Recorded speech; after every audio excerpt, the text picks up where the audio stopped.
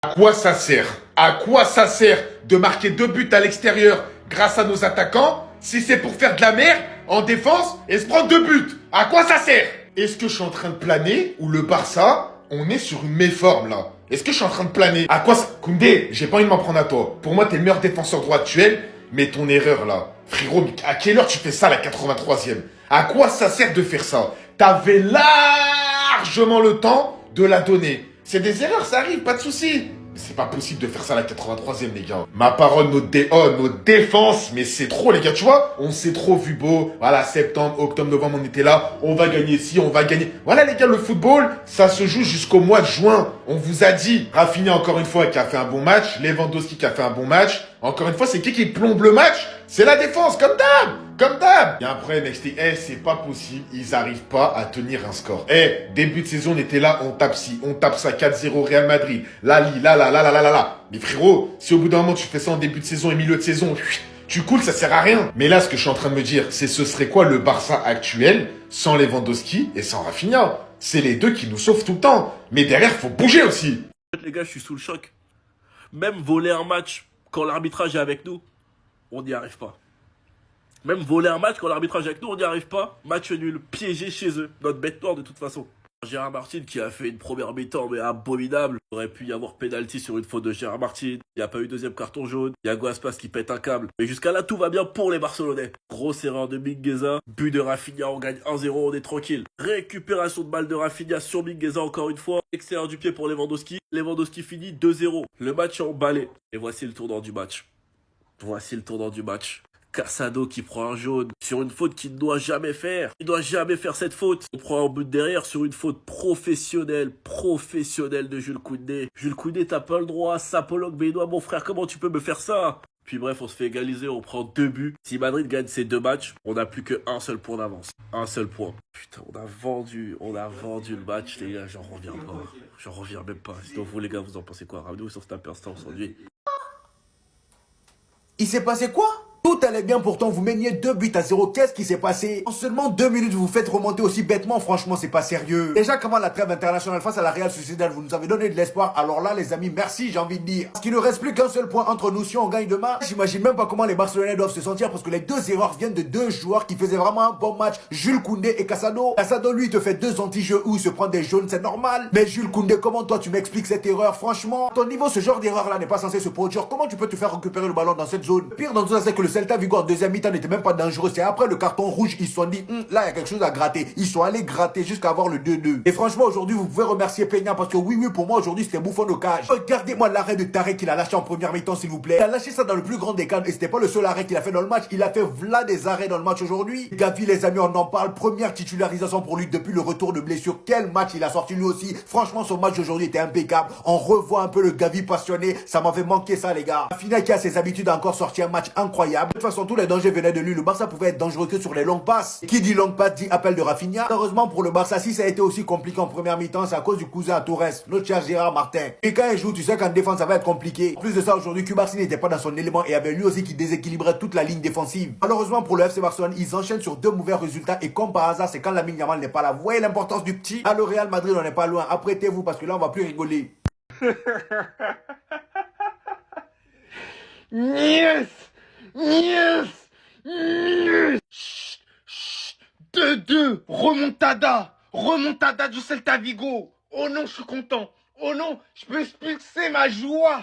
Oui, je peux l'expulser. Que ça me fait plaisir, au grand plaisir. Vous étiez devenu arrogant et vous aviez le droit parce que vous étiez fort au football. Pendant le match, je voyais pas mal d'injustices. L'arbitre qui avantageait le FC Barcelone. Jusqu'à il n'y a pas eu rouge sur une action. Il n'y a pas eu de deuxième carton jaune. Mesdames et messieurs, ce type-là est un assassin. Il est nul d'ailleurs au football. Je ne sais même pas ce qu'il fait au FC Barcelone. Il est nul. Heureusement d'ailleurs que Fort il est rentré. Parce qu'il handicapait le FC Barcelone en fait. Malgré ça, le FC Barcelone a réussi à mettre ses buts, t'as vu? Mais c'est sans compter sur une erreur catastrophique. Je répète, catastrophique. De Jules Koundé. Il s'est trop relâché. Il a vu que tout lui réussissait. Mais là, le retour à la réalité, ça a été dur. Et le but de l'égalisation. à la 86e minute est totalement mérité, les gars. Parce que le Celta Vigo a très bien joué. Le FC Barcelone n'a pas été souverain dans ce match-là. Si le Celta Vigo était plus décisif dans les actions, ils auraient pu battre cette équipe du FC Barcelone, qui manque mais fondamentalement d'un Lamine Yamal. Les gars, j'ai même plus de voix, c'est une dinguerie. Regardez au classement, ça donne quoi? FC Barcelone 34 points. Donc c'est-à-dire le Real Madrid, on est actuellement à 27 points. Si on gagne le prochain match, on sera à 30 points. On a un match en retard. On peut revenir à 1 point du FC Barcelone. À 1 point seulement. La Liga est relancée. Et voilà, on va rien lâcher. Il suffit de 4 minutes. 4 minutes chrono pour renverser toute la Liga. Pour relancer la Liga. Et tout est parti de là. Casado qui prend un carton rouge. Derrière, ça s'enchaîne. Boulette sur boulette. Erreur sur erreur. Koundé qui court vers jusqu'à Peña. Mais t'allais t'arrêter quand? Dégage, fais-lui la passe, fais quelque chose. Débarrasse-toi du ballon. Non, il comptait courir jusqu'à la ligne du gardien. Derrière, le joueur de Celta Vigo récupère le ballon, marque. La passe que t'as fait à Rafinha, c'était le Jules Koundé de la Fashion Week. Mais sur cette intervention, c'était ce Jules Koundé là. En fait, juste un mec chill, juste un mec random. Mais en défense, on peut être chill. Franchement, c'est dommage. Et derrière, comme si ça suffisait pas, 2 minutes après, tu te prends le but de l'égalisation, mais en fait, c'est terrible. Le Barça qui relance la Liga face au Celta Vigo. Ça fait 2 matchs d'affilée qu'ils ne gagnent pas. Là, le Real Madrid leur suffirait de gagner leurs 2 matchs de retard pour revenir à un seul point du FC Barcelone, comme quoi, au final, cette Liga n'est pas totalement jouée. Bon, après, est-ce que le Real Madrid va gagner ces matchs-là? On verra bien. Et j'en connais un ce soir qui est bien content de ses résultats. Iago Aspas, qui avait notamment pété un plomb lors de la première mi-temps. Après que Gérard Martin n'ait pas pris un deuxième carton jaune pour prendre le rouge. Bon, au final, le Barça aura pris un carton rouge. Comme quoi. D'ailleurs, côté FC Barcelone, il y a eu un très bon petit retour de la part de Gavi en jambes. On n'aurait pas dit qu'il a été blessé aussi longtemps pour sa première entente titulaire. L'absence de Yamal, Rafinha et Lewandowski auront marqué aujourd'hui. Rafinha qui aurait même pu mettre le but du 3-0, qui aurait permis le Barça peut-être de se sécuriser, mais au final, ça n'a pas été le cas. Dommage. Mais en tout cas, sa saison, elle est juste impressionnante. Cette saison, il se place vraiment comme un des meilleurs joueurs au monde avec Salah, Vinicius, Kane, ces joueurs-là. On sait pas jouer à 10. Il est là le glitch. Faut juste nous faire prendre un rouge. On sait pas gagner quand on joue à 10. Même avec un arbitrage maison, avec un Sotogrado qui nous donne des fautes qui n'existent pas, qui nous met pas des rouges. Au bon moment en tout cas. Bref, y a rien, y a pas d'excuse cette fois-ci. Jusqu'au carton rouge bien mérité, on se retrouve à 10. Il y avait 2-0 à la 80e. Score final 2-2. Comment c'est possible? C'est une honte, c'est une faute professionnelle. J'arrive toujours pas à comprendre comment on perd 2 points sur ce match. On n'en gagne pas un, on en perd 2. On va à Vigo, c'est difficile là-bas.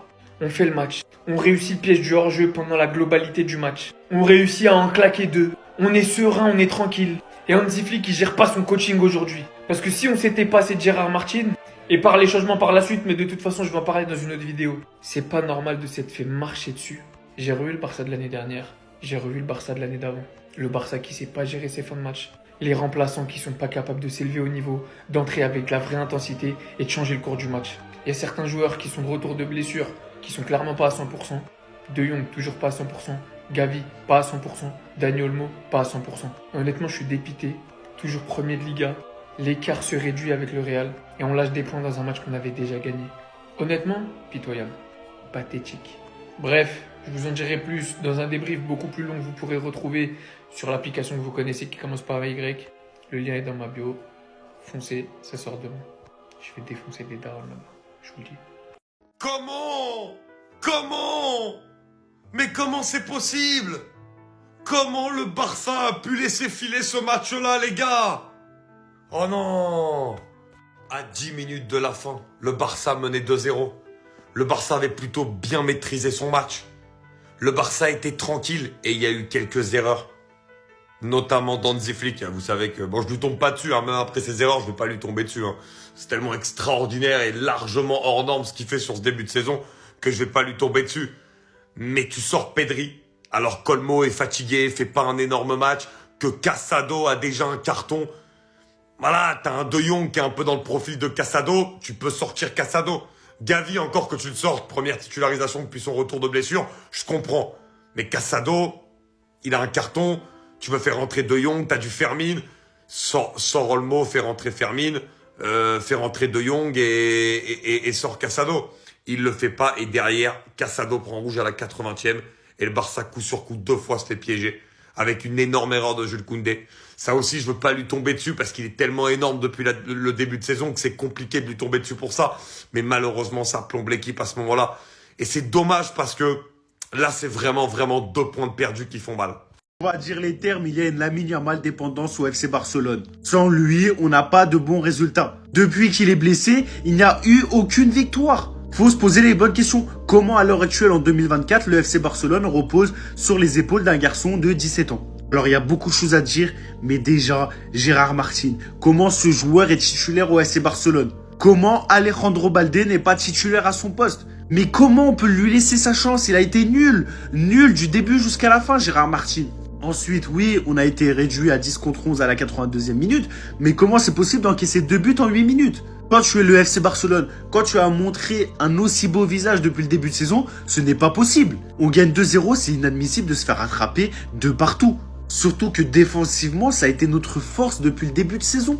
Là, on perd 2 points bêtement pour la course au titre. Les gars, le Real, ils ont un match de retard, ils peuvent revenir à seulement 1 point. En tout cas, c'est catastrophique. Les résultats comme ça, c'est catastrophique. Faut vraiment qu'on se reprenne. Et ça recommence dès mardi en Ligue des Champions. Une seule chose à dire, la justice de Dieu, il y en a. Après le carton rouge non donné à Gérard Martin, vous pouviez pas gagner comme ça. Il n'y avait pas de barricade à la victoire. Voir par le simple fait que le Barça vient se kill lui-même à la fin du match. Cela en 2 minutes. Cassado qui vient prendre un carton rouge hors de portée de ballon. Jules Koundé qui voulait faire le Brésilien mais qui se mange un pressing. Qui finira par payer pour le joueur de Celta Vigo. Qui vient réduire le score 1 minute après la sortie de Cassado. Quand on vous dit que le Barça aime se mettre des bâtons dans les roues lui-même. A commencer par l'entraîneur qui a aligné encore une fois Gérard Martin. Derrière gagnant 2-0. Ses propres joueurs qui viennent kill le match eux-mêmes. Sans compter comme cité avec beaucoup de joueurs qui n'étaient absolument pas au rendez-vous. Gérard Martin, Cassado, Koundé, beaucoup de déchets suivis par beaucoup d'erreurs. Aujourd'hui, ça vous coûte le match devant un Celta Vigo qui méritait limite de gagner aujourd'hui. Vu comment franchement ils n'ont pas relâché, vu les occasions manquées et vu le carton rouge qui n'a pas été attribué plutôt à Gérard Martin, peut-être qu'honnêtement ils auraient pu gagner même. Je ne sais pas si vous avez parlé trop vite, mais vous avez aujourd'hui 2 matchs de plus que nous. On a 27 points. De notre côté, nous aussi, on doit faire le travail. Mais si on gagne les 2 prochains matchs, on remonte à 33 points. Alors tout peut se jouer encore au Classico retour. Tous ces efforts au premier Classico pour rien. Vous avez reperdu tous les points derrière. La Liga est relancée et pour de bon cette fois-ci.